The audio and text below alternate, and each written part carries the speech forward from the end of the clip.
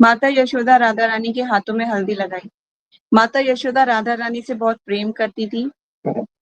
वे उनका विवाह कृष्ण के साथ कराना चाहती थी। एक बार राधा रानी जब नंदगाम में आई थी, तब माता यशोदा उनके हाथों में हल्दी का लेप कर दी।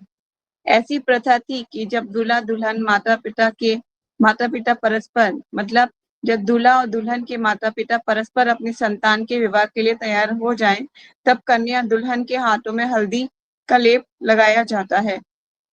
ठीक है, नेक्स्ट। राधा रानी जब पीले हाथों को देखी तो वे हत बुद्धि, मतलब कि कर्तव्य विमूढ़ा हो गई। वो सोचने लगी कि मैं क्या करूंगी, अब कैसे करूं। एवं चकित होकर सोचने लगी कैसे दूसरे से अपने हाथों को छुपाऊंगी। वे दौड़कर एक निकट के सरोवर में गई। घर जाने से पहले अपने पीले हाथों को धो डाली।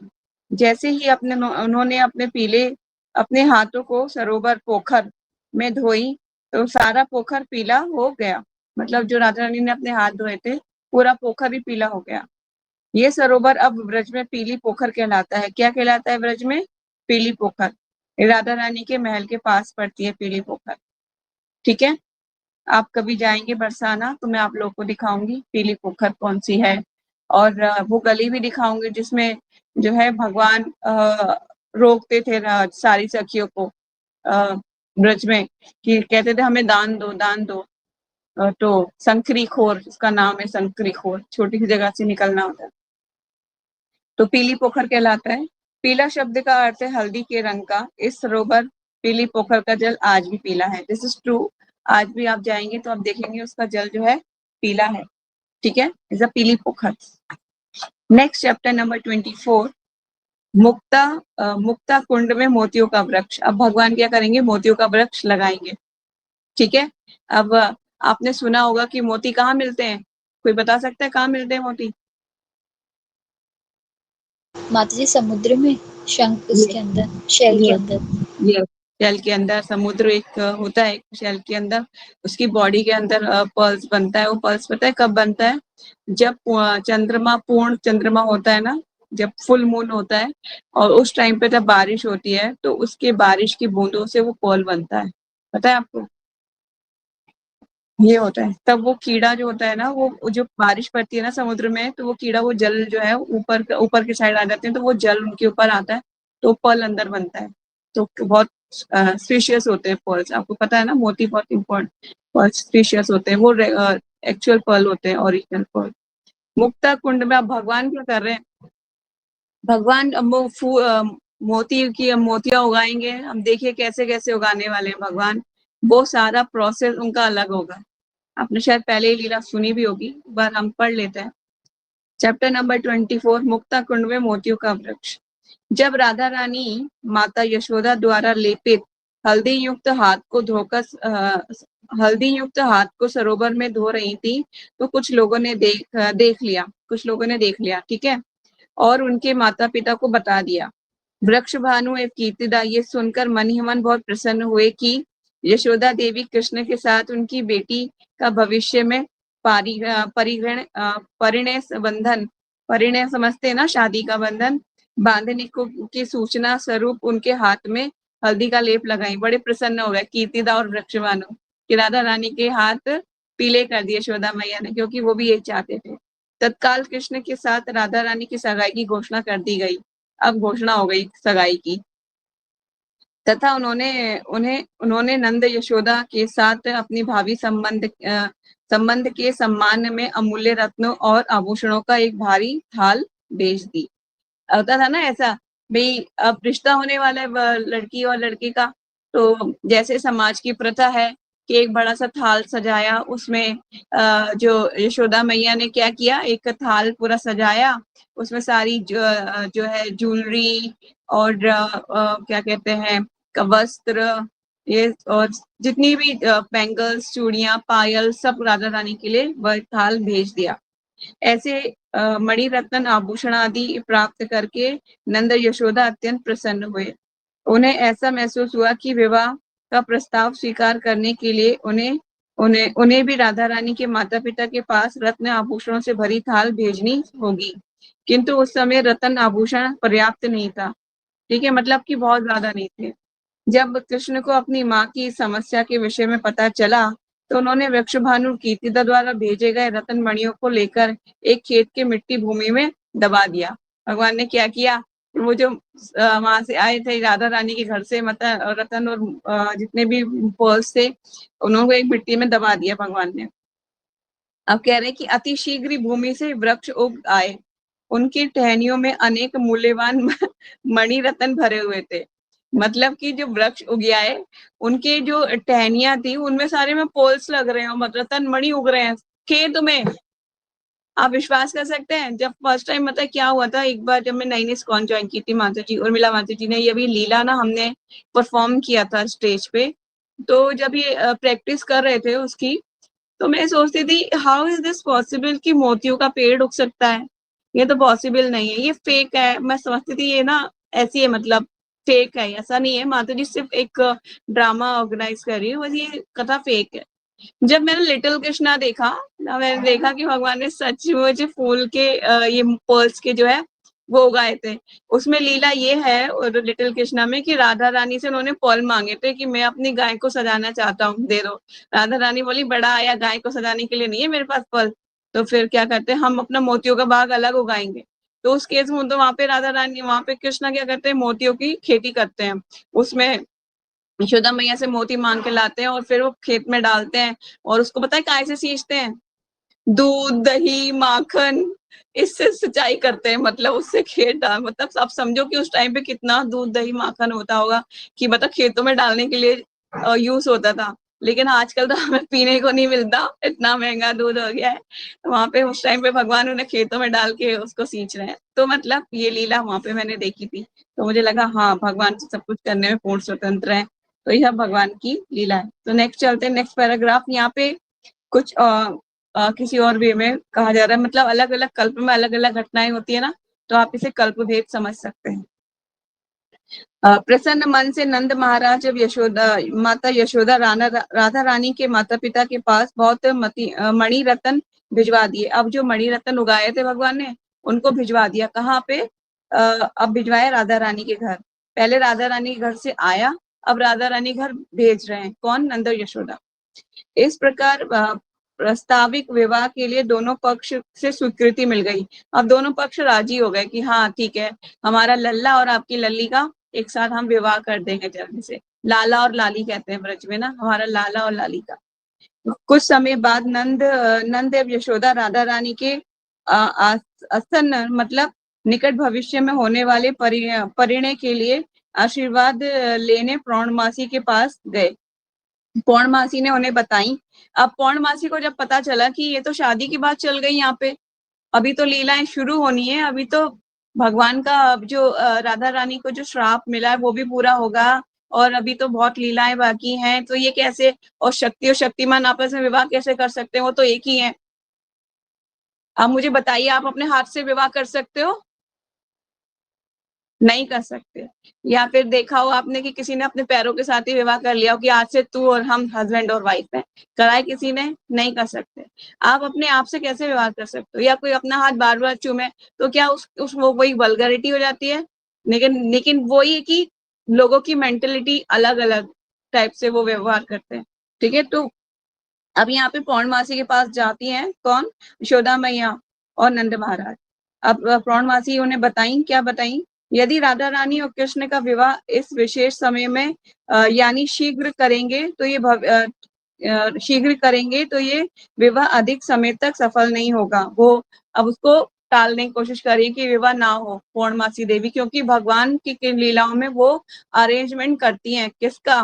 संपन्न करने के लिए लीलाओं को, मतलब बीच में है वो, बीच में मीडिएटर, मतलब भगवान की लीलाओं को अरेंज करने का उनका कार्य है। तो कह रही है कि अगर ये विवाह शीघ्र करेंगे ना तो सफल नहीं होगा। इसलिए यदि इनके जन्म कुंडली पर विचार करके ज्योतिषीय गणना के अनुसार विवाह करना उचित होगा। कह रही है कि इनका ना पत्रा मिलवा लो, ज्योतिष गणना करवा लो, फिर इनका विवाह करना उचित होगा। मतलब वो टाल रही है अभी। इस प्रकार विवाह को रोक दिया उन्होंने, जो विवाह होने वाला था उसको उन्होंने रोक दिया है, कह के कि अभी जन्म पत्री मिलवा लो। जन्म पत्री कैसे बनेगी पता है? जन्म पत्री में सब कुछ एक जैसा ही होगा, एक पूरी बॉडी का प्रिस्क्रिप्शन सेम ही होगा, कैसे मिलेगा? मतलब कुछ, अब जन्म पत्री लाने के लिए 2 अलग-अलग लोगों को रखा जाता है। अब यहाँ पर तो एक ही है दोनों।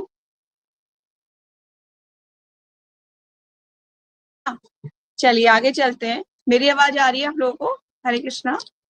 यस माता जी। Okay. Chapter number 25। Krishna Radha के दही पात्र तोड़ दिए। अब भगवान ने क्या किया, इस लीला में दही पात्र तोड़े हैं भगवान ने राधा रानी के। श्रीमती राधा रानी अपनी सखियों के साथ मथुरा के बाजार में दूध दही बेचने के लिए मिट्टी के बर्तन सिर पर लिए हुए बाहर निकली। रास्ते में श्री कृष्ण उनके मित्रगण छिपकर देख रहे थे। भगवान को पसंद नहीं था मेरी राधा रानी जाके मथुरा में दही और माखन को बेचे। ठीक है, राधा रानी को बिल्कुल पसंद, मतलब कृष्ण को बिल्कुल पसंद नहीं था कि जाए मेरी राधा रानी। तो अब क्या करें, भगवान ने कहा कि इनको रोकने का एक ही उपाय है, क्या करो, इनके सारे मिट्टी के बर्तन तोड़ डालो। तो दूध दही बेचने के लिए मिट्टी के बर्तन सिर पर लिए हुए बाहर निकली। रास्ते में कृष्ण और उनके मित्रगण छिपकर देख रहे थे, वो देख रहे थे कहाँ जा रहे हैं ये सब के सब। तब राधा रानी और गोपियां निकट पहुंचती हैं तो कृष्ण उनका रास्ता रोककर अनेक प्रकार के हास परिहास करते हैं। भगवान बोलते हैं रुक जाओ, यहाँ से नहीं जा सकते। क्यों नहीं जा सकते? टैक्स देना होगा। टैक्स? हम टैक्स सिर्फ एक ही को देते हैं, अपनी राधा रानी को। अब चलिए आगे चलते हैं, लीलाओं में क्या बोलेंगी उनकी सखियां। तो भगवान उनको रोक लिया और हास परिहास करते हैं।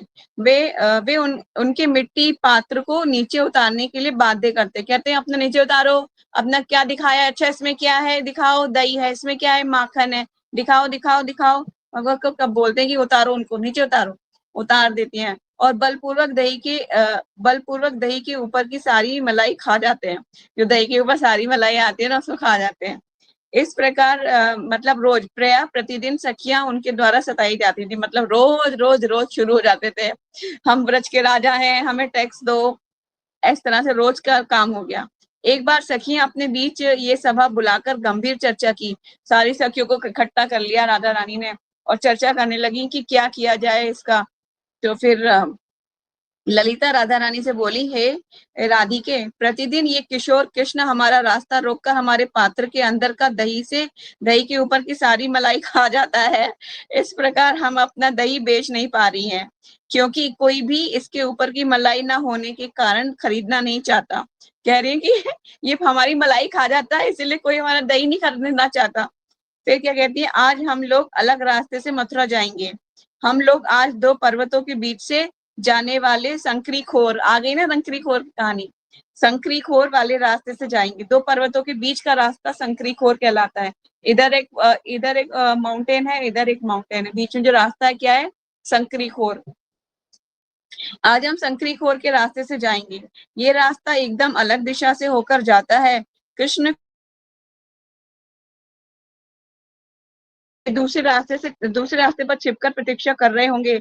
हम लोग सुरक्षित मथुरा चले जाएंगे और हम लोग उनके साथ मिलने में असफल होकर कृष्ण अपने घर वापस चले आएंगे। तो कह रही है कि हम दूसरे रास्ते से जाएंगे तो उन्हें पता नहीं चलेगा, ठीक है, और फिर वो अपने आप ही अपने घर वापस चले जाएंगे। समस्त गोपियों को ललिता सखी का प्रस्ताव पसंद आया। राधा रानी और उनकी सखियां अपने अपने दही पात्र को सिर पर रखकर अपने पसंद किए गए रास्ते पर चलना प्रारंभ की। जो रास्ता तय किया था सब सखियों ने, अब उस पर चलना शुरू किया। सर्वज्ञ भगवान कृष्ण, भगवान तो सबको जानते हैं, सर्वज्ञ है ना। सर्वज्ञ भगवान कृष्ण गोपियों की नवीन योजना को जान गए। मतलब जो नई योजना बनाई थी गोपियों ने, भगवान जान गए, ओ चतुर, मुझसे ज्यादा चालाक। अभी आगे क्या होता है सुनिए। इसीलिए प्रसिद्ध रास्ते को छोड़कर संकरी खोर गए, छुप गए और संकरी खोर में पहुंच गए भगवान। वे राधा रानी और उनकी सखियों की अपेक्षा करने लगे, मतलब अब उन्हें रोकने का प्रयास करेंगे। अपने सखा द्वारा घेरे हुए श्री कृष्ण ने एक ऊंचे वृक्ष पर चढ़कर राधा रानी की आगमन की प्रतीक्षा करने लगे। निसंकोच मन समस्त गोपियां संकरी खोर के रास्ते से करने लगी। रास्ते बैठे हुए चलिए आगे चलते हैं। वृक्ष के ऊपर राधा रानी जाते हुए दूर से ही देख लिए। कृष्ण और उनके सखागण बिल्कुल शांत होकर अपने को छिपाते हुए चुपचाप प्रतीक्षा करने लगे। जैसे ही राधा रानी वहां पहुंची, कृष्ण वृक्ष के नीचे उतर आए और उनका रास्ता रोक दिए। इसके बाद गोपियों के साथ कृष्ण एवं उनके सखाओं के बीच वाद विवाद प्रारंभ हुआ। कृष्ण बार बार श्री राधा के सिर पर रखे दही की मटकी को पकड़ने का प्रयास करने लगे, लेकिन राधा रानी उनकी चेष्टा को रोकने में सक्षम हुई, मतलब उनको लेने नहीं दिया उन्होंने। राधा उनसे बोली, तुम प्रतिदिन हमारे दही पात्र की मलाई खा जाते हो, फलस्वरूप ये दही बिक नहीं रहा है। हे लंपट, कह रही है भगवान को बोले लंपट, ये हमें बहुत देर, हम अपना बहुत बताना है, इस पर हमें परेशान मत करो।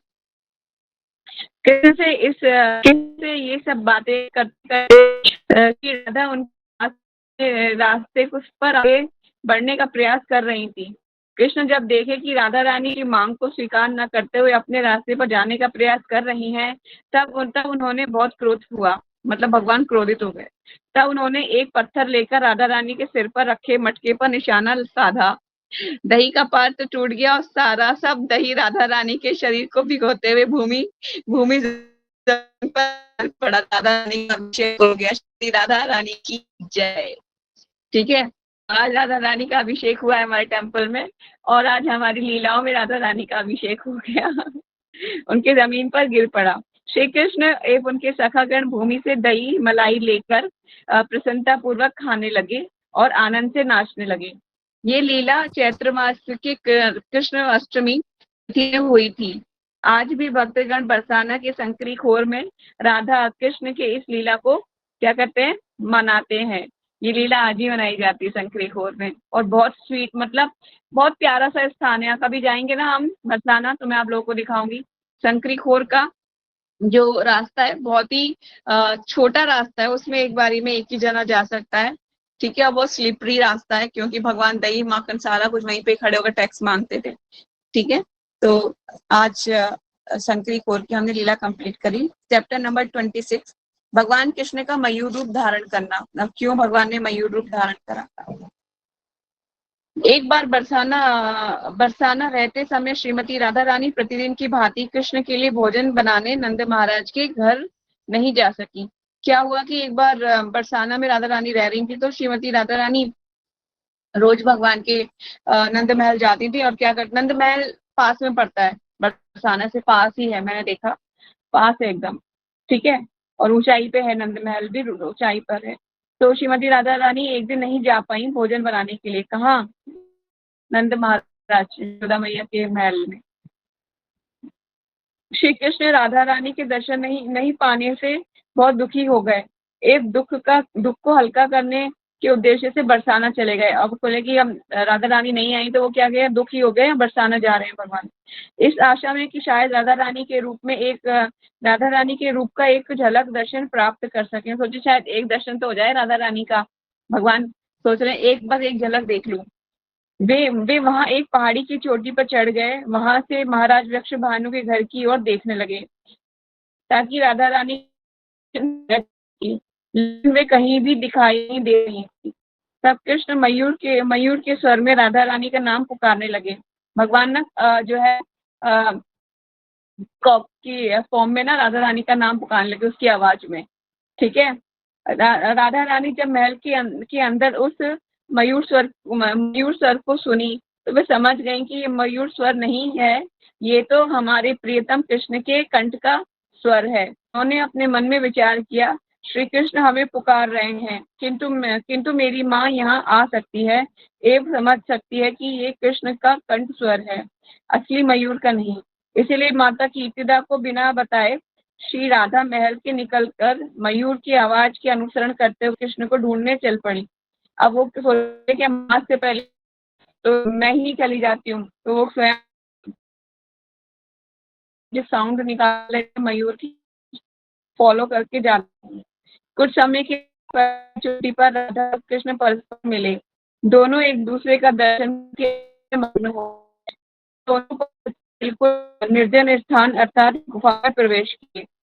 राधा रानी उस गुफा बैठ गए और कृष्ण उनकी गोद में अपना सर रखकर भूमि पर लेट गए। राधा रानी अत्यंत स्नेह से उनके श्रीअंगों पर अपना हाथ फेरने लगी। फिर उनके साथ अनेक प्रकार के प्रेम रसात्मक बातें करने लगी। ये जो गुफा का वर्णन ये आज भी है वहाँ। तो उस बीच माता कीर्तिदा को ऐसी कि बहुत देर से अपनी पुत्री नहीं है, ऐसा सोचकर वे उद्विग्न हो गईं और महल के चारों ओर खोजने लगीं। किंतु कहीं उनको अब माता सोची कहाँ, ठीक है, अपनी पुत्री की सुरक्षा के विषय में उद्विग्न होकर वे महल के बाहर खोजने चल पड़ी। महल के बाहर उनके पद चिन्हों को देखते हुए पर्वत के शिखर चली गई। राधा रानी के पद चिन्ह को उन्होंने नोटिस कर लिया कि ये राधा रानी के जो है फुटप्रिंट्स हैं। उनको फॉलो करते करते वो पर्वत पे पहुंच गई। उसके बाद वो उस गुफा के पास पहुंच गई जहाँ राधा कृष्ण प्रेमालाप में मग्न थे। उस गुफा में भी वो पहुंच गई। कौन कौन पहुंच गई?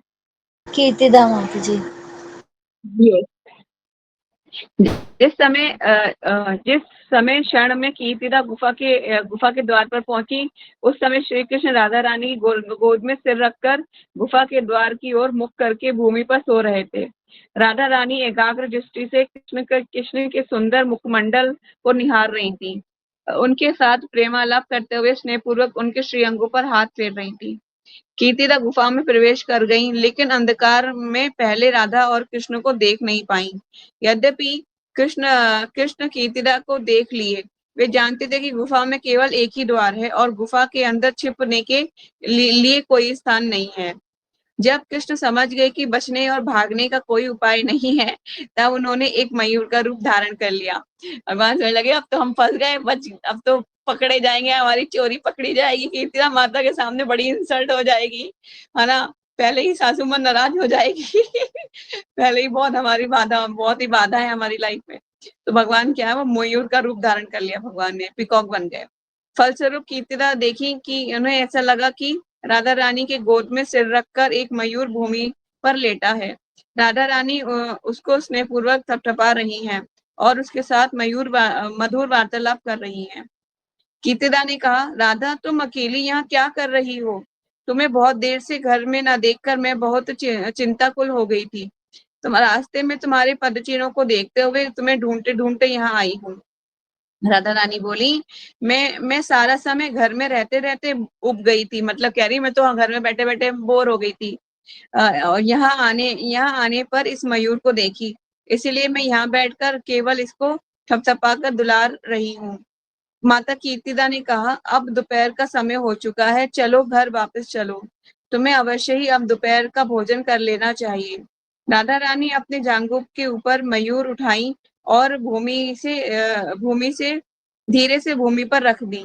कृष्ण विरह में दुखित हृदय वे अपनी माता के साथ महल में वापस चली आई। वहां उन्होंने स्नान किया, फिर दोपहर का भोजन करके विश्राम करने लगी।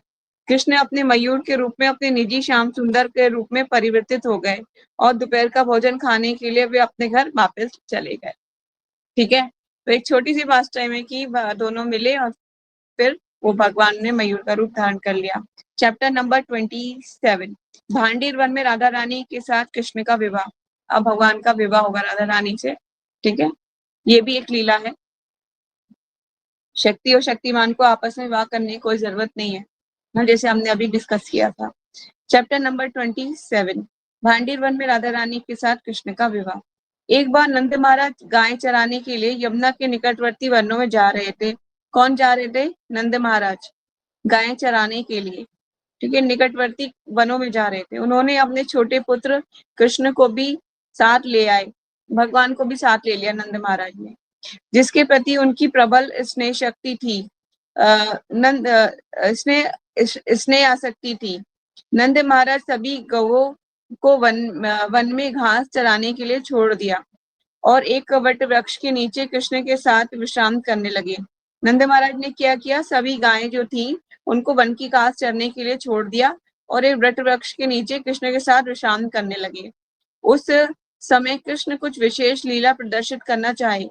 अचानक वहां भयंकर आंधी तूफान आ गया। भगवान ने क्या किया, देखा कुछ लीला करते हैं, बैठे बैठे ना भगवान ऐसा कुछ करते रहते थे कि चलो कुछ लीला करते हैं। तो भगवान ने क्या किया कि वहां पे बहुत आंधी तूफान आने लगा, भयंकर आंधी तूफान आ गया।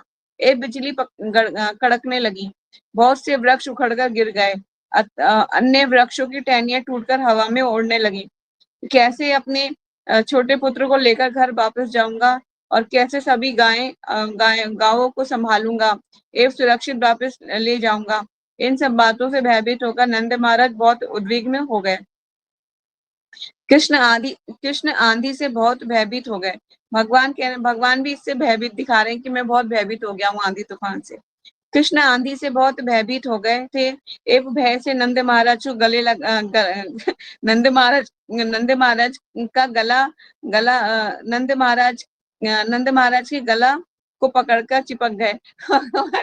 भगवान उनको हक कर लिया, मुझे बहुत डर लग रहा है, ऐसा शो दिखा रहे हैं कि मुझे बहुत डर लग रहा है। तब नंद महाराज निकट में राधा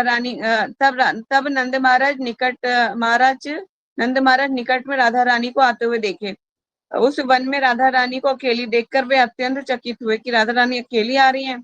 आंखों में आंसू लिए हुए वे एवं अत्यंत स्नेह से भरे हुए नंद महाराज राधा रानी से बोलने लगे, हे राधे, मैंने गर्ग मुनि से तुम्हारे विषय में सुना है।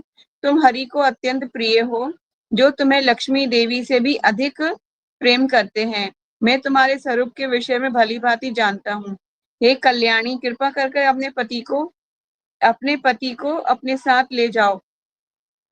अपनी मनो अभिलाषा पूरा करके उन्हें अपने घर गोकुल में दोबारा पढ़ देती हूँ ये लाइन।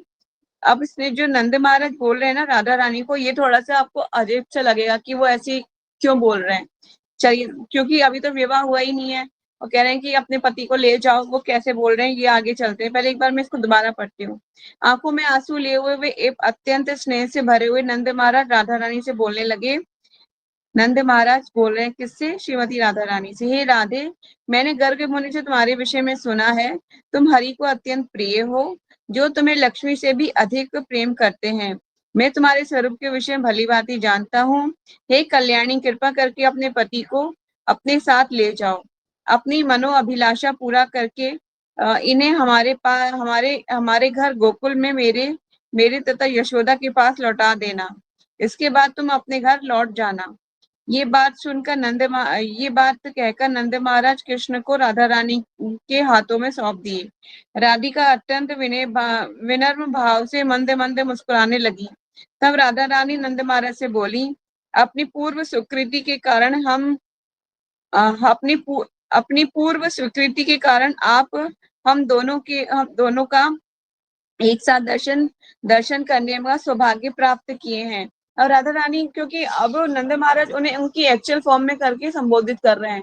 वो कह रहे हैं कि तुम हरि की प्रिय हो, मैं जानता हूँ कि तुम लक्ष्मी से भी ज्यादा हरि की प्रिय हो, तो अब ना अपने एक्चुअल पति को अपने साथ ले जाओ। तो वो अब जान गए उनकी एक्चुअल फॉर्म को। तो वो अब राधा रानी भी अब ये उसी तरह से शो कर रही है कि हाँ, अब उन्हें कुछ बोलना चाह रही है, कुछ उनको कि अपनी पूर्व स्वीकृति कारण हम दोनों का एक साथ दर्शन करने का सौभाग्य आप कौन प्राप्त किए? नंद महाराज को बोले कि आप सौभाग्य प्राप्त किए हैं। गर्ग मुनि की कृपा से आपने हम दोनों को समझा है। गर्ग मुनि ने आप पे कृपा की है, तो आप हम दोनों को क्या हुआ? समझ गए हैं। ये चैप्टर बड़ा है, इसके बाद हम वाइंड अप करेंगे। ये रहस्य किसी और के सामने मत खोलना। राधा रानी बोली, ये जो रहस्य आपको पता चला है ना, किसी और के सामने मत खोलिएगा। मैं आपसे बहुत प्रसन्न हूँ, आप मुझसे कोई भी वरदान मांग सकते हो। नंद महाराज ने उत्तर दिया, हे राधे, यदि तुम मुझ पर प्रसन्न हो तो कृपा कर ये आशीर्वाद दो, जिससे हमारा मन सर्वदा तुम दोनों के चरण कमलों में आसक्त रहे। ये शरीर त्यागने के बाद मुझे पुनः जन्म ना लेना पड़े, जिससे मैं सर्वदा आप दोनों के साथ रह सकूं। राधा रानी ये बात सुनकर बहुत प्रसन्न हुई। वे बोलने लगी, जन्म जन्मांतर आप हमारे भक्त बने रहोगे। हमारे प्रति आपको क्या होगा? आपकी अचल भक्ति प्राप्त होगी। सर्वदा हमारे चरण कमलों का ध्यान करोगे। आपने जीवन के अंत में आप नित्य धाम गोलोक प्राप्त करेंगे एवं हमारे साथ वहां नित्य निवास करेंगे। जो गोलोक धाम है वहां वो नित्य है, मतलब उसका कभी जो महाप्रलय होती है उसके बाद भी वो हमेशा रहता है। जो गोलोक है और धरती पर जो है भौम वृंदावन जिसे कहते हैं ना, जिससे हम वृंदावन जाते हैं तो उसको भौम वृंदावन कहते हैं। और मायापुर धाम, ये धाम कभी भी प्रलय के टाइम पे कभी इनका मतलब ये प्रलय के टाइम पे कभी भी इनका अस्तित्व हमेशा बना रहता है। प्रलय के टाइम तक कभी भी प्रलय होगी तो ये अस्तित्व हमेशा रहेंगे। ठीक है, राधा रानी बोली कि आप हमारे नित्य धाम गोलोक को प्राप्त करोगे और हमारे साथ नित्य निवास करोगे। राधा रानी से आशीर्वाद प्राप्त करने के बाद नंद महाराज ने कहा, हे राधे जरा देखो, आकाश में अधिक बादल एकत्रित हो रहे हैं, सारा वन अंधकार में होता जा रहा है। मेरा पुत्र कृष्ण बहुत भयभीत हो रहा है। कह रहे मेरा पुत्र जो है ना बहुत भयभीत हो रहा है, ये अंधेरे में घर लौटने में भयभीत हो रहा है। कह रहे ये बहुत अंधेरा हो गया ना, ये तो घर लौटने में इसको बहुत डर लग रहा है। इसे अपने साथ ले जाओ, हमारे घर में इसकी माता यशोदा को दे देना। ठीक है, कह रही यशोदा के घर में दे देना, ये बहुत डर रहा है। राधा रानी को बोले नंद महाराज, वो नहीं जानते ये स्वयं शक्तिमान है, उसको किसी शक्ति से क्या है, उनको किसी से डर लग सकता है क्या, बल्कि वो सबको डराने में पूर्ण समर्थ है भगवान। ठीक है, राधा रानी नंद महाराज के अनुरोध को स्वीकार की एवं बालक कृष्ण को लेकर गोकुल की ओर चल पड़ी। सुंदर वन को रास्ते में चलते चलते वे यमुना के तट पर स्थित एक मनोहर कुंज में पहुंची। वहां उन्होंने रासमंडल का स्मरण किया। उनकी स्मृति मात्र से परम सुंदर रासमंडल तत्काल ही वहां प्रकट हो गया। रासमंडल की भूमि बहुत प्रकार की मणिरत्नों से निर्मित थी। उस दिव्य स्थान में सैकड़ों स्वर्ण कलश, उद्यान, सरोवर एवं अनेक क्रीड़ा स्थलियां शोभा पा रही थी। चंदन, कपूर, कुमकुम और अन्य अनेकों सुगंधित पदार्थों के कारण असामान्य आकर्षण शोभा युक्त हवाएं बह रही थी। कई सुंदर कलाकृतियों से सजे हुए कुंज में बहुत स्वर्ण कलश रखे हुए थे। उनमें से कुछ सुगंधित जल एवं कुछ सुपारी से भरे हुए थे, जो जगह जगह पर स्थापित किए गए थे। ये स्थान क्या है, ये स्थान था भांडीर वन। ऐसी लीला राधा रानी ऐसा पूरा रासमंडल का उन्होंने जो सोचा कि रासमंडल प्रकट हो जाए, तो रासमंडल प्रकट हो गया और वहां पे इतनी सारा अपुलेंस थी और उस स्थान का नाम क्या था, भांडीर वन की लीला है। तत्पश्चात राधा रानी को पता चला कृष्ण अदृश्य हो गए हैं, तो वह जोर जोर से चिल्लाई, मेरे प्राणनाथ कहाँ हैं। और तब अकस्मात श्री कृष्ण अपने यौवन पूर्ण किशोर अवस्था में ये क्योंकि यहाँ पर स्टोरी में मैं आपको बता देती हूँ, ऊपर जो राधा रानी की और नंद महाराज की कन्वर्सेशन चल रही थी, उस टाइम पे जो कृष्ण नंद महाराज के साथ थे वो छोटे थे, राधा रानी वहां बड़ी थी, क्योंकि ये अलग अलग कल्पों में होती है कहाँ लीलाएं। तो अब राधा रानी उनको कृष्णा को लेके अपने साथ भांडीर वन में आ गई। वहां पर क्या हुआ, कृष्ण अदृश्य हो गए और अब भगवान जब दोबारा आए हैं तो वो क्या है, पूर्ण यौवन के साथ आ गए, मतलब अपने बड़ी फॉर्म में आ गए, जितनी बड़ी राधा रानी है। ठीक है, तब अकस्मात श्री कृष्ण अपने यौवन पूर्ण किशोर अवस्था में उनके सामने प्रकट हो गए। उनका अत्यंत सुंदर मुखमंडल स्मित मुस्कान से युक्त था। वे अपने पूर्ण चंद्रमा के समान चमक रहे थे। अपनी कमर पर बंधे पीले वस्त्र के कारण वे अत्यंत सुंदर लग रहे थे। उनके चरण कमल सुनहरी पैंजनी मतलब पायल से सुशोभित सुसज्जित थे। उनके दोनों भुजाएं बहुमूल्य रत्नों से बने बाजूबंद सुशोभित थे। उनके कान में मनोहर मकरंद कुंड शोभा पा रहे थे। उनका वृक्ष स्थल कौस्तुभ मणि से सुशोभित था। ठीक है, जब आप भगवान के धाम में जाएंगे और भगवान को पहचानने का सिर्फ एक ही उपाय है, वहां पे उनके गले में देखिएगा कौस्तुभ मणि और श्रीवत्स का चिन्ह। ठीक है, क्योंकि वहां विष्णुदूत भी भगवान के जैसे ही लगते हैं, उनके चार हाँ उनके मतलब उनकी भी चार भुजाएं वगैरह होती हैं। ठीक है, वो भी जैसे कि आपने जय विजय को देखा होगा। तो पहले जब मैंने जय विजय को देखा था टेम्पल में, तो मैंने कहा भगवान विष्णु को यहाँ पे क्यों खड़ा किया हुआ है, उनको अंदर खड़ा करना चाहिए था, और वो भी दो दो क्यों खड़े किए हुए। तो मैंने उनके नाम पढ़े, जय और विजय। मैंने कहा जय और विजय, हो सकता है ये भगवान के द्वारपाल हो।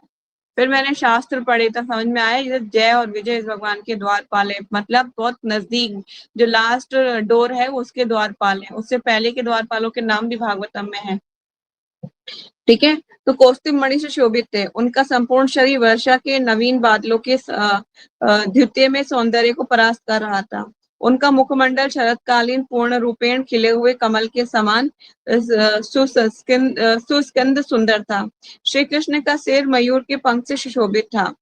भगवान कृष्ण मंद मंद मुस्कुरा रहे थे, जिससे वे अत्यंत आकर्षक प्रतीत हो रहे थे। राधा रानी कृष्ण के उस अति मनोहर रूप पर अत्यंत मोहित हो गई।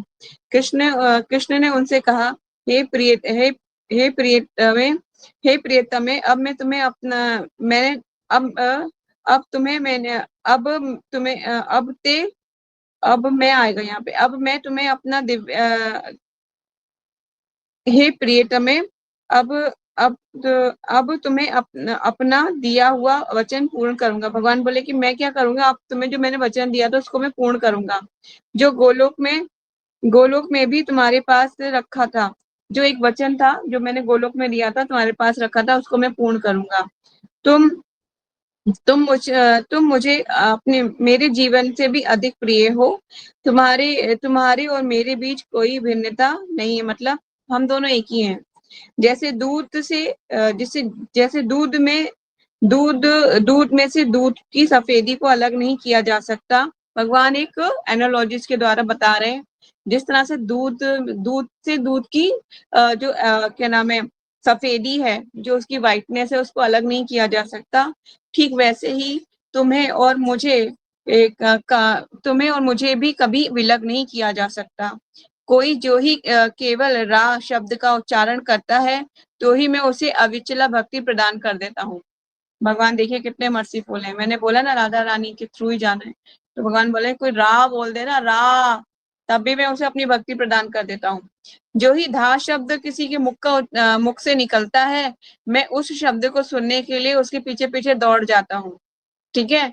तो हमें क्या बोलना चाहिए, राधा राधा राधा राधा राधा राधा।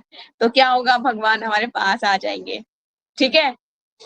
तो सो मर्सीफुल, भगवान बहुत मर्सीफुल है, तभी तो बोलते हैं राधे राधे राधे राधे राधे गोविंदा राधे। सुना है ना आपने सॉन्ग, इट्स सो अमेजिंग। इसलिए ब्रज में बोलते हैं राधे राधे राधे राधे मैया राधे राधे। तो इज सो इम्पोर्टेंट कि ना भगवान बोल रहे हैं कि मैं उस शब्द को सुनने के लिए उसके पीछे दौड़ता हूँ। जो भी तुम्हारे मन का जो भी तुम्हारे नाम का उच्चारण करता है, मैं उसके प्रति अधिक आकर्षित होता हूँ, मतलब अट्रैक्टिव हो जाता हूँ। बजाय उन लोगों के, अब उसकी बता रहे हैं अपोजिट, बजाय उन लोगों के जो षोडशोपचार से मेरी आराधना करते हैं, मतलब जो मेरी षोडशोपचार मतलब विधि विधानों से मेरी आराधना करते हैं, उससे भी ज्यादा मैं उससे आकर्षित होता हूँ कि तुम्हारा नाम जो ले लेता है एक बार। हाँ, हरे कृष्णा। हरे कृष्ण। जैसे कहते हैं ना, राधे राधे जपो चले आएंगे बिहारी, हाँ ऐसे। जी, हाँ जी दीदी, हाँ जी। थैंक यू दीदी। तो आगे चलते हैं। तो भगवान बोले बजाय उसके जो षोडशोपचार से मेरी आराधना करते हैं, ब्रह्मा शिव शेष नारायण कपिल गणेश धर्म कार्तिकेय सावित्री दुर्गा लक्ष्मी सरस्वती सभी मेरे जीवन स्वरूप हैं। मतलब बता रहे हैं कि भगवान ये सब मेरे से ही निकले हुए हैं। किंतु तुम मेरे लिए मेरे प्राण से भी अधिक प्रिय हो। भगवान बोले कि तुम ना मेरे प्राण से भी ज्यादा प्रिय हो मेरे लिए। वे सभी भिन्न भिन्न स्थानों में रहते हैं, परंतु तुम तो सदा मेरे हृदय में वास करती हो। भगवान ना कहाँ कहाँ वास करते हैं, श्रीमती राधा रानी के हृदय में। तो आप देखेंगे राधा रानी के हाथ, राधा रानी को जो लॉकेट पहनाया जाता है ना, उसमें कृष्णा होता है, लिखा होता है। और कृष्णा को जो लॉकेट पहनाया होता है उसमें राधा राना लिखा होता है, राधा। ठीक है। आपने कभी नोटिस किया है नहीं किया मुझे पता नहीं, पर ऐसा होता है। मायापुर मैंने देखा है और या दिल्ली टेम्पल में मैंने देखा है, भगवान के हाथ में भी राधा लिखा होगा, लॉकेट भी ऐसा। ठीक है। हाँ जी। तो श्री कृष्ण से ऐसी बात सुनकर राधा ने कहा, मेरे प्रिय स्वामी ब्रह्मा शिव से मुझे बड़ा कहकर केवल आप मुझको भ्रमित करने का प्रयास कर रहे हो। केवल मेरे मनोरंजन के लिए आप ये सब कह रहे हो। वस्तुतः आपसे बड़ा कोई भी नहीं है। कोई भी आपके अनवद्य गुण महिमा को समकक्ष नहीं हो सकता। भगवान की जो इम्पोर्टेंस है वो कितनी ऊंची है, बहुत ऊंची है, मतलब सुप्रीम है, सुप्रीम। ठीक है। उनसे ऊपर ना कोई है ना होगा। कहते हैं ना भगवान से ऊपर कोई नहीं है, जैसे सुप्रीम है वो। सारे देवी देवता उनके शरीर के अंग कहा जाता है। भगवत गीता में भगवान स्वयं बोलते हैं। ठीक है, तो कोई भी आपके अनवद गुण महिमा को समकक्ष नहीं हो सकता। जब गोलोक में थी तो ये सब भली भांति जानती थी। मैं तो केवल आपके चरण कमलों की दासी हूँ। आप क्यों कह रहे हैं कि मैं आपसे अधिक महान हूँ? आप समग्र सृष्टि के नियंता हैं, समस्त नियंताओं के परम नियंता हैं। अन्य सब लोग आपके अंश के अंश कलादि हैं। सभी आपके दिव्य आदेश का पालन करते हुए इस ब्रह्मांड की सृष्टि, पालन या संहार के कार्य संपादन में संकलन है। मतलब जो सृष्टि का कार्य कुल चल रहा है वो सब मतलब आपकी निगरानी में ही चल रहा है। आप ही सबके मतलब सुप्रीम है। मतलब ये बोलने का प्रयास करिए कि आप सुप्रीम है, बाकी के सब लोग नीचे आपके जो आपके इंस्ट्रक्शन है उसको फॉलो करते हैं। आप अपने भक्तों की भक्ति के अनुसार उनके प्रेम का आदान प्रदान करते हैं। जिस भक्त की जैसी भक्ति होगी उसको उसी, कहते हैं ना, जिसका जैसा भाव है उसको उसी भाव में नजर आएंगे। तो आज डेजी दीदी ने अपने शालिग्राम को राधा रानी बना दिया था। तो भाव, जो भक्त का जो भाव होता है ना, उस भाव के भगवान उस भाव में ढल जाते हैं। वरना ऐसा नहीं होता कि ऐसी कुछ फॉर्म कोई क्रिएट कर सके, ऐसा नहीं होता। लेकिन जो मन के भाव के होते हैं उसके फॉर्म में भगवान अपने आप को डाल लेते हैं। तो राधा रानी बोली कि आप अपने भक्तों के भक्ति के अनुसार उनके प्रेम का आदान प्रदान करते हो। बहुत सी स्त्रियां आपकी मोहिनी शक्ति से भ्रमित हो गई हैं, परंतु मैं तो आपकी लीला संगिनी हूँ, इसलिए मैं आपका विच्छेदन सहन नहीं कर सकी। मतलब मैं आपसे अलग होना सहन नहीं कर पाई। क्यों? क्योंकि मैं आपकी क्या हूँ? नित्य लीला संगिनी हूँ। ठीक है। राधा रानी से ये सुनकर कृष्ण उनसे बोले, हे राधिके, यहाँ एक मुहूर्त की प्रतीक्षा करो। कह रहे हैं भगवान की एक मुहूर्त रुको, मतलब एक क्षण के लिए रुक जाओ, यहाँ पे प्रतीक्षा करो, मैं तुम्हारी इच्छा पूर्ण करूंगा। अब भगवान उनकी कुछ इच्छा पूरी करना चाहते हैं। फिर कृष्ण मन ही मन ब्रह्मा का स्मरण किए। मन ही मन किसका स्मरण किए? ब्रह्मा जी का स्मरण किए। कौन? भगवान कृष्ण। ठीक है, आगे चलते हैं। अभी ये लीला मैं आगे जब मैं भांडीर वन आपको लेके जाऊंगी तो आपको बिल्कुल रिमाइंड हो जाएगा कि हाँ माता जी ऐसा ही था, लीला हमने पढ़ी हुई है। आपको जो जो लीला सुनते जाओगे ना, आपके दिल दिमाग में वो रिकॉल होती जाएगी, आती जाएगी कि हाँ हमने ये पढ़ा था, हमने ये पढ़ा था, ये पढ़ा था। ठीक है। फिर श्री कृष्ण मन ही मन ब्रह्मा का स्मरण किए। स्मरण करने मात्र से ब्रह्मा सत्यलोक से वहां प्रकट पहुंच गए। कहाँ से पहुंचे ब्रह्मा जी? सत्यलोक से। यस, ब्रह्मा जी का वो इस निवास स्थान है। उन्होंने भगवान कृष्ण के चरण कमलों में विनम्र प्रणाम अर्पित किया, एक बहुत सी स्तुति की। इसके बाद उन्होंने राधा रानी को प्रणाम किया। अपने कमंडलू के जल से उन्होंने राधा रानी के चरण कमलों को धोया। इसके बाद उन्होंने अपने समकक्ष विराजमान राधा रानी की महिमा का वर्णन करने लगे। अब ब्रह्मा जी राधा रानी की महिमा का वर्णन कर रहे हैं। ब्रह्मा बोले, हे भगवती, हे कृष्ण प्रिया, कृपा कर मेरा विनीत प्रणाम स्वीकार करो। मैं भगवान कृष्ण की अहेतु की कृपा से आपके चरण कमलों का दर्शन प्राप्त किया हूँ। मैं पुष्कर के तट पर 60,000 वर्ष तक कृष्ण के चरण सरोजों का ध्यान करते हुए घोर तपस्या की। कहाँ तपस्या की ब्रह्मा जी ने? पुष्कर। ठीक है, पुष्कर तीर्थ की बात कर रहे हैं। मैं पुष्कर के तट पर 60,000 वर्ष तक भगवान श्री कृष्ण के सरोजों का ध्यान करते हुए घोर तपस्या की। तब हमारे प्रति प्रसन्न होकर प्रभु हमारे समक्ष प्रकट हुए एवं मुझसे अभिलाषित वर मांगने की आज्ञा प्रदान की है। मैंने अपने प्रभु का दर्शन लाभ करके एक वरदान मांगने का अवसर प्राप्त करके मैं बहुत आनंदित हुआ। उसी क्षण प्रभु के चरणों में प्रार्थना किया, हे प्रभु, यदि आप हमारे प्रति अति प्रसन्न हैं तो हमें राधा रानी के पाद पदों का दर्शन कराएं। हमें राधा रानी के चरणों का दर्शन करा दीजिए। किसने बोला? ब्रह्मा जी ने।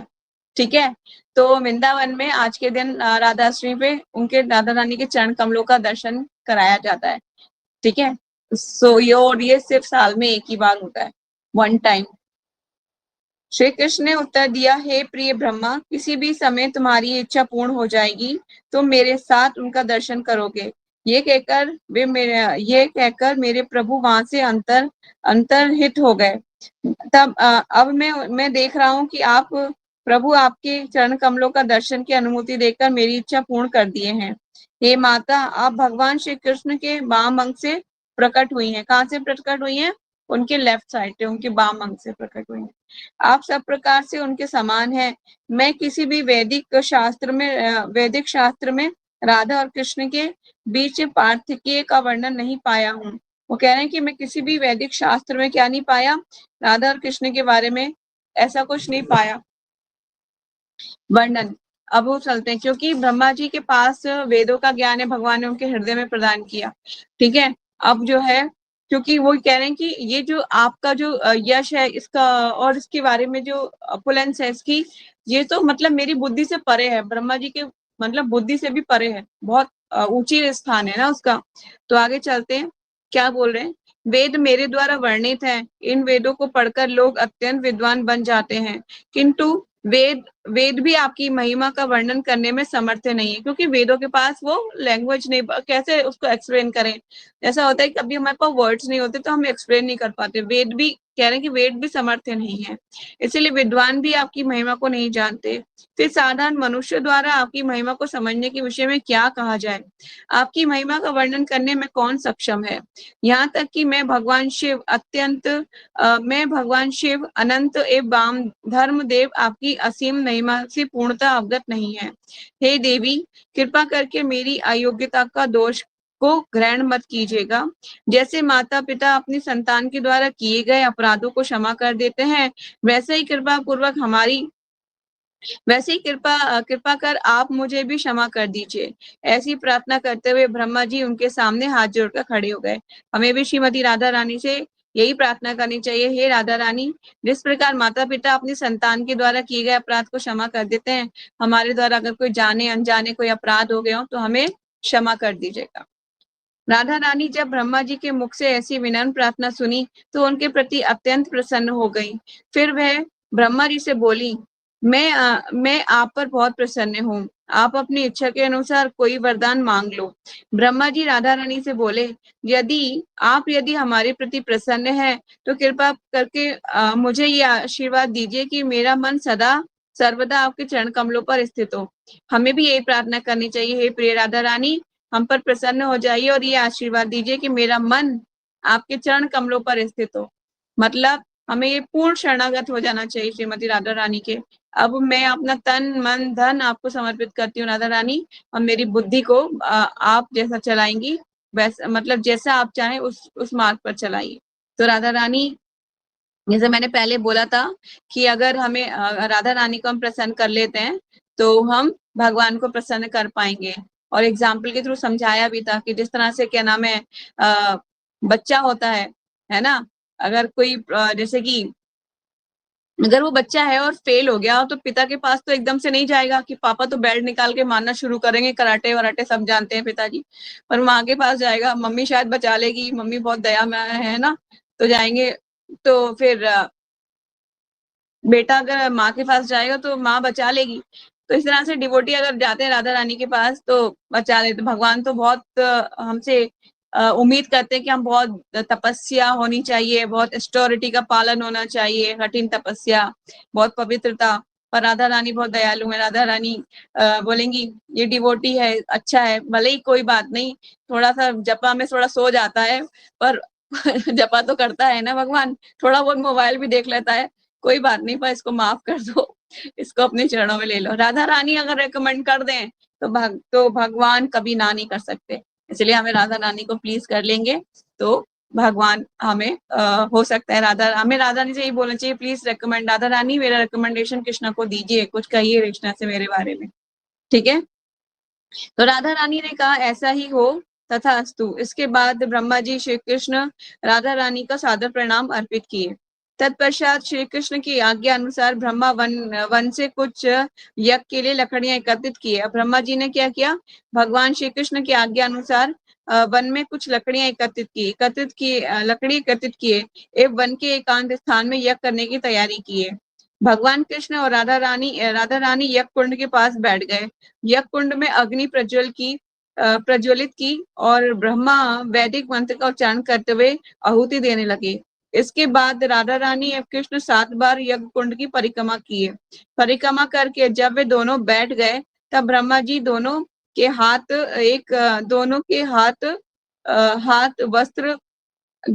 हाथ वस्त्र एक साथ लेकर वैदिक मंत्रोच्चारण करने लगे। आपस में बांध दिए दोनों के जो वस्त्र ना, गठबंधन जिसे कहते हैं, गठबंधन होता है ना दो लोगों के बीच में जब विवाह होता है तो ऐसा ही ब्रह्मा जी ने किया, गठबंधन कर दिया, आपस में बांध दिए। फिर ब्रह्मा जी के निर्देशन अनुसार राधा रानी एक सुगंधित परिजात पुष्पों की माला श्री कृष्ण के गले में पहना दी। राधा रानी ने एक माला एक भगवान के गले में पहना दी। श्री कृष्ण भी एक हार राधा रानी के गले में डाल दिए। राधा रानी कृष्ण की बाईं ओर बैठ गई। जब लड़की का विवाह लड़के से हो जाता है, पहले वो दाईं साइड बैठती है जब उसका विवाह नहीं होता, और जब विवाह हो जाता है तब वो उसके बाईं साइड बैठना शुरू करती है। तब से वो हमेशा कोई भी यज्ञ अनुष्ठान होगा, कहीं पे भी बैठना होगा तो उनके लेफ्ट साइड ही बैठी रहेगी। उनको ये इंस्ट्रक्शन दी जाती है पहले ही, जब पंडित बताते हैं ना तब ये इंस्ट्रक्शन दी जाती है कि पति के हमेशा बाईं साइड बैठना। फिर वे दोनों हाथ जोड़े और ब्रह्मा जी के निर्देशन अनुसार वैदिक मंत्रों का उच्चारण करने लगे। इसके बाद ब्रह्मा उन्हें प्रणाम करते हुए राधा रानी और कृष्ण के हाथों में सौंप दिया। अब दोनों भगवान ब्रह्मा जी ने क्या किया, राधा रानी का हाथ किसके हाथ में सौंप दिया है, भगवान कृष्ण के हाथों में। ब्रह्मा उन दोनों के समक्ष अपना सर झुकाकर हाथ जोड़कर खड़े हो गए। एक लड़की का पिता अपनी पुत्री का विनम्रता पूर्वक अर्पण करता है। अब वो पिता के मतलब एक पिता की भांति अपनी कन्या, जैसे कन्या का वो कहते हैं ना, पिता क्या करते हैं, अपनी कन्या को उसको कन्या दान करते हैं, दूसरे के लड़के को हाथ में उसका हाथ रखते हैं। लड़का पहले नीचे हाथ रखता है, ऊपर लड़की का हाथ होता है, और फिर इससे नीचे उनके पिता का हाथ होता है, फिर वो लड़के के हाथ में उसका हाथ देते हैं। ये पूरा प्रोसेस होता है जब कन्यादान का जब बारी आती है, लास्ट में फेरे वेरे जब होते हैं। तो उसी तरह से ब्रह्मा जी ने सौंप दिया है भगवान के हाथों में राधा रानी का हाथ। अपनी पुत्री को विनम्रता पूर्वक अर्पण करता है। उसी भाव से ब्रह्मा राधा रानी को कृष्ण के पास समर्पण किए एवं अपने हाथ के उद्गारों द्वारा उनका गुणगान किए। ब्रह्मा जी जब राधा रानी के विवाह महोत्सव का आयोजन कर रहे थे, तब आकाश में स्थित सभी देवतागण ध्यान से देख रहे थे। जो देवतागण है ना, वो भी आकाश में आके देख रहे थे इस विवाह को। परमानंद में आविष्ट होकर उन्होंने अनक दुदुभी के साथ अनेक प्रकार के वाद्य यंत्र वाग बजाए एवं आकाश पुरुषों की वृष्टि करने लगे। गंधर्वों ने सुर मधुर स्वर में सुंदर मनोरम गीत गाए और सभी स्वर्गवासी नृत्य करने लगे। कृष्ण के साथ राधा का विवाह संपन्न होने के बाद ब्रह्मा श्री कृष्ण से आज्ञा किए मेरे प्रभु राधापति, क्योंकि अब राधापति कहकर संबोधित कर रहे हैं। क्यों? क्योंकि अब वो राधा रानी के पति हो गए, इसलिए राधापति कहकर संबोधित कर रहे हैं। हे राधापति, मैं आपके विवाह का पुरोहित बना, हमारी दक्षिणा कहाँ है? कह रहे हैं अब हमारी दक्षिणा दो। मैं पंडित तो बन गया, मेरी दक्षिणा कहाँ है? ऐसा होता है, एक पंडित होता है वधु पक्ष से और एक पंडित होता है कन्या पक्ष से, वहां पे बैठा होता है। उनकी दक्षिणा पहले ही तय हो चुकी होती है कि इनको इतनी दक्षिणा दी जाएगी। ठीक है, कृपया दक्षिणा के रूप में आप मुझे अपने चरण कमलों की अविचल भक्ति प्रदान कीजिए। ब्रह्मा जी बहुत चतुर हैं, क्योंकि बुद्धि उनका जो शरीर, उनकी जो पूरा शरीर उनकी बुद्धि का बना हुआ है। ब्रह्मा जी बहुत बुद्धिमान है, तो इन्होंने कितनी अच्छी प्रार्थना की कि भगवान दक्षिणा के रूप में आप क्या दे दीजिए, मुझे अपने चरण कमलों की अविचल भक्ति प्रदान कीजिए। हम भी भगवान से ऐसी प्रार्थना करते हैं कि भगवान हमें भी अपने चरण कमलों की अविचल भक्ति प्रदान कीजिए। भगवान श्री कृष्ण के द्वारा अविचल भक्ति भाव का आशीर्वाद प्राप्त कर ब्रह्मा जी अपना सादर प्रणाम अर्पित किए एवं अपने निवास स्थान सत्यलोक के लिए प्रस्थान किए। अब वो कहाँ चले गए? अपने स्थान सत्यलोक वापस चले गए। ब्रह्मा जी के जाने के बाद उसी यमुना पुलिन के निर्जन रम्य कुंज में राधा माधव मधुरा आनंद लीला विलास करने लगे। लीला विलास के समय राधा रानी के बाल बिखर गए। श्री कृष्ण अत्यंत स्नेह से उनके केशों को बांधे फूलों से भली भांति सजाए। आपने बहुत सी बार ये पिक्चर देखी होगी जिसमें राधा रानी के बाल कृष्ण सजा रहे हैं, और वो जो मिरर है ना, मिरर में अपना चेहरा नहीं देख रही हैं, कृष्ण को देख रही हैं उस मिरर में, भगवान की प्रतिमा को देख रही हैं। ठीक है, कृष्ण के केश भी बिखर गए। राधा रानी कृष्ण के केशों को भी सजाने की इच्छा की। तब उन्होंने कृष्ण के केशों को बांधने एवं सुंदर ढंग से सजाने की इच्छा की। उसी समय श्री कृष्ण अपना किशोर रूप त्याग कर वही शैया पर लेटे हुए शिशु के रूप में प्रकट हो गए। अब भगवान जो है शिशु के रूप में प्रकट हो चुके हैं उस शैया पर। राधा रानी भगवान का वही रूप देखी जिस रूप में उन्होंने नंद महाराज के हाथों से प्राप्त किया था। अब मतलब लीला जो है वापस करना है ना, अब वापस आना है लीलाओं में। भगवान शिशु रूप में प्रकट हो गए हैं। इस रूप में दर्शन कर वे अत्यंत विषाद मग्न हो गई। प्रभु के यौवन युग के सानिध्य से वंचित होकर वे अत्यंत विरह कातर हो गईं और वे रोना प्रारंभ कर दी और भूमि पर लौटती हुई लोक विहला राधा मूर्छित हो गई। तब आकाश से एक अदृश्य कंठ सुनाई दी।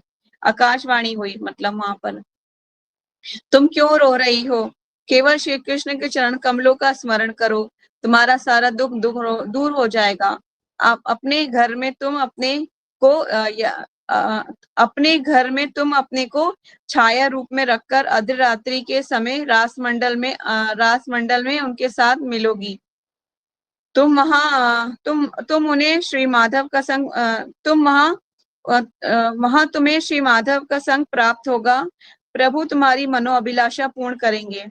इस समय प्रभु के शिशु रूप को ग्रहण करो और गोकुल चले जाओ।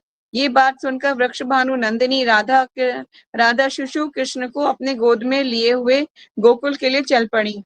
मन की गति से गोकुल पहुंचकर वे माता यशोदा के सामने उपस्थित हुई।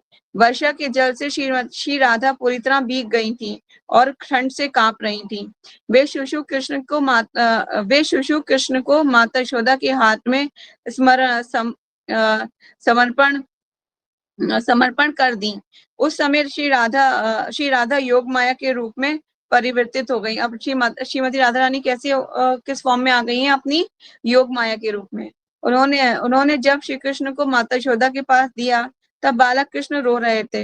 राधा रानी बोली, हे माता, तुम्हारे पति गौचारण भूमि चारागाह में थे, ये बालक उनके साथ था। उस समय अकस्मात आंधी बारिश शुरू हो गई। बहुत जोर से हवा बहने लगी, साथ ही बिजली चमकने लगी और वज्रपात होने लगा। चारों तरफ अंधेरा छा गया। नंद महाराज भी उसी परिस्थिति से बहुत भयभीत हो गए। उन्होंने इस बालक को आपके पास पहुंचाने के लिए मुझे दिया। मैं इसे अपनी गोद में ढककर छिपाकर बहुत कठिनाई का सामना करते हुए आपके पास लाई हूँ। इसका पूरा शरीर ठंड से कांप रहा है। कृपा कर इसका पूरा शरीर सूखे वस्त्र से पोंछकर इसकी निगरानी कीजिए। यह कहकर राधा रानी अपने गांव रावल जा रही है। रावल चल पड़ी। अपने प्रिय पुत्र को वापस पाकर माता यशोदा बहुत खुश हुई। यत्न पूर्वक उन्होंने बालक का शरीर पोंछा। इसके बाद खीर, माखन, मलाई और गरम दूध पिलाया। इसके बाद उन्होंने कृष्ण को सुला दिया। तो ये लीला यहाँ पर संपन्न हुई। श्रीमती राधा रानी की जय। हरे कृष्णा। तो टाइम बहुत ज्यादा हो गया है, चैप्टर बहुत लंबा था। ठीक है, तो आपका कोई डाउट है, क्वेश्चन है तो हम ले सकते हैं 1 मिनट के लिए, नहीं तो वाइंड अप करेंगे। किसी का कोई डाउट, क्वेश्चन? कैसी लगी आज की लीला? विवाह भी हो गया भगवान का और बहुत अच्छी। थैंक यू दीदी। तो आज की बात यही वाइंड अप करते हैं। अब हम कल और लीलाओं में आगे चलेंगे, भगवान की यौवन लीलाएं क्या क्या थी। ठीक है, तो आप लोग क्लास को कंटिन्यू करना चाहते हैं या फिर ज्यादा पे हम इसको एंड करें? जैसी आपकी इच्छा। लेकिन क्लास में आने वाले लोग भी बता सकते हैं कि अगर उनका मन है तो हम इस क्लास को कंटिन्यू कर सकते हैं, अदरवाइज स्टॉप कर सकते हैं। ये कुछ जवाब दीजिए। ईशा, यस प्लीज वीडियो दीदी, आर यू इंटरेस्टेड